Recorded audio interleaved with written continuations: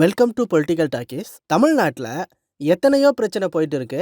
ஆனால் இந்த ஆம்பளை ஐட்டம் சீமானோட பிட்டு படம் இன்னும் ஓஞ்சப்பாடு இல்லை. நாமளும் இந்த கேவலத்தை பேசக்கூடாதுன்னு இருந்தால் நாளுக்கு நாள் இதையே பெரிய நியூஸாக போட்டுக்கிருக்காங்க.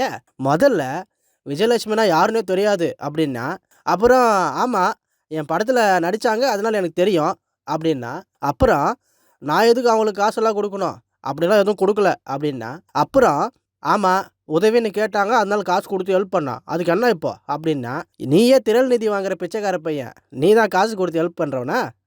அப்புறம் நான் என்ன வயசுக்கு வந்த பிள்ளையா ரேப்பா பண்ணிட்டேன், இல்லை காலேஜ் படிக்கிற பிள்ளைய கற்பழிச்சனா, ஏன்டா இப்படியெல்லாம் கேட்குறீங்க அப்படின்னு நம்மக்கிட்டே கேள்வி கேட்குறான். அப்புறம் பார்த்தா சமீபத்தில் அவங்களா வந்ததாக உறவு வச்சுக்கிட்டாங்க அப்படின்னு ஒத்துக்கிட்டான்.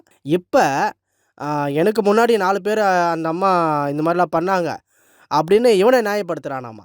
இதுக்கு நடுவில் சீமோனோட ஒய்ஃப் என்ன சொல்கிறாங்களாம், உனக்கு வேறு பொண்ணே கிடைக்கலையா அப்படின்னு தான் என்கிட்ட கேட்டாங்க, வேறு எந்த பிரச்சனையும் இல்லை எங்களுக்குள்ள அப்படிங்கிறான். இவன் எச்ச பொறுக்கி அப்படின்றதுல எந்த டவுட்டும் இல்லை. ஆனால் இவன் பேசும்போதெல்லாம் இவனை சுற்றி எல்லாம் பொண்ணுங்களாகவே இருக்காங்க. அவங்களும் இவன் பேசுகிறதுக்கெல்லாம் ஆதரவாக இழிச்சிக்கிட்டு இருக்காங்க. அதுதான் ரொம்ப கொடுமையான விஷயமா இருக்குது. இது நாம் தமிழர் கட்சியா இல்லை நாம் தடவல் கட்சியானே தெரில. ஏன்னா இந்த நாம் தமிழர் கட்சி அப்படின்னாவே ஒரு 3 பேர் தான் வெளியே தெரியும். அதுக்கேற்ற மாதிரி தான் மெயின்டைன் பண்ணுவாங்க. யாரையும் அவ்வளோ சீக்கிரம் வளர விட்டுற மாட்டாங்க.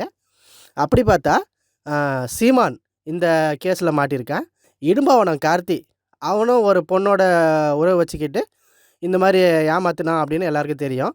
சாட்டை திருமுருகனும் இந்த பொம்பளை விஷயத்தில் மாட்டிக்கிட்டு அப்புறம் அந்த அம்மாவையே கல்யாணம் பண்ணிக்கிட்டான் அப்படின்றது நம்ம எல்லாருக்கும் தெரியும். இதில் திமுக, அதிமுக, பாமகன்னு எல்லா கட்சி தொண்டர்கள் மேலேயும் இந்த பாலியல் வழக்கு அப்படின்றது கண்டிப்பாக இருக்குது. ஆனால் அதுக்காகவே ஒரு கட்சி நடத்துகிறாங்க அப்படின்னா அதுதான் இந்த நாம் தடவல் கட்சியாக இருக்கும்.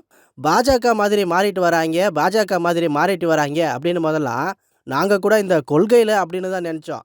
இந்த விஷயத்தில் இப்படி பாஜக மாதிரி மாறுவீங்கன்னு எதிர்பார்க்கல.